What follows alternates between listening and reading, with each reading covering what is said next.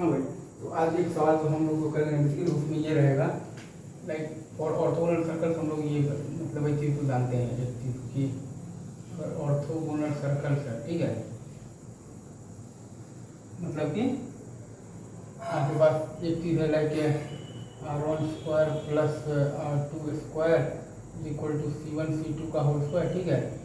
और दूसरा चीज़ है आपके पास इसके लिए तो 2 टाइम्स v1 v2, ठीक है, और plus f1 f2 is equal to c1 plus c2, ठीक है, एक चीज़ ये है। जैसे कि मान लीजिए कि ये दो सर्कल है आपके पास, ऑर्थोगोनल है, ठीक है, ऑर्थोगोनल है मतलब कि दोनों का नॉर्मल एक दूसरे के साथ 90 डिग्री के एंगल पर है। तो इस पर नॉर्मल आप डालिएगा तो ये इसके सेंटर c1 के पास रहेगा, और इस पर नॉर्मल आप डालिएगा तो ये इसके सेंटर के पास रहेगा c2 से, और ये एंगल है आपके पास 90 डिग्री, और ये है आपके पास c1 c2, ये है आपके पास r1 और ये है आपके पास r2। और वैसे ही आपका जो काम है वो बेसिकली यहाँ पर भी होगा, ठीक है, नॉर्मल नॉर्मल, ठीक है। पहले तो मतलब कि पहला सर्कल है आपके पास ये है x² प्लस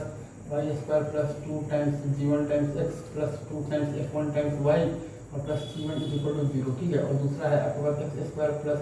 आपके पास y² plus 2 times g2 times x plus आपके पास है 2 टाइम्स f2 टाइम्स y और plus c2 is equal to 0, ठीक है। पहले सर्कल का सेंटर है -v1 माइनस f1,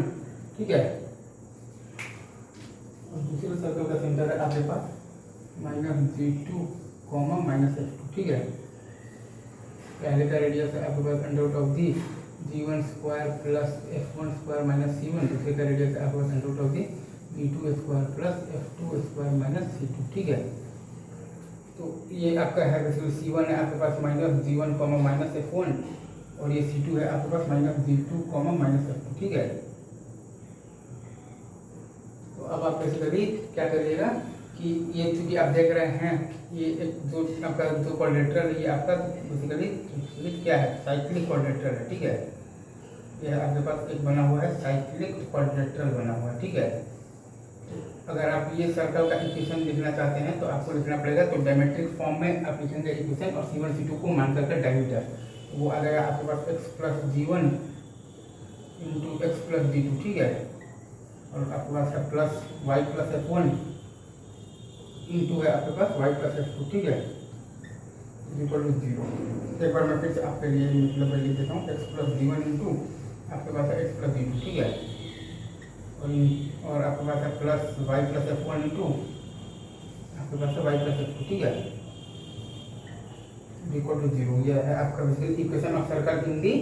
तो कौन सा फॉर्म है, तो डायमेट्रिक फॉर्म है, ठीक है। और आपका वो है बेसिकली डायमीटर क्या है आपके पास c1 c2 आपके पास है बेसिकली क्या है, तो डायमीटर है, ठीक है। यहाँ की c1 है आपका -g1 माइनस f1 और c2 है आपका -g2 माइनस f2, ठीक है। तो यार तो that's all from my side, ठीक है, अभी के लिए रखते हैं ऑल बेस्ट।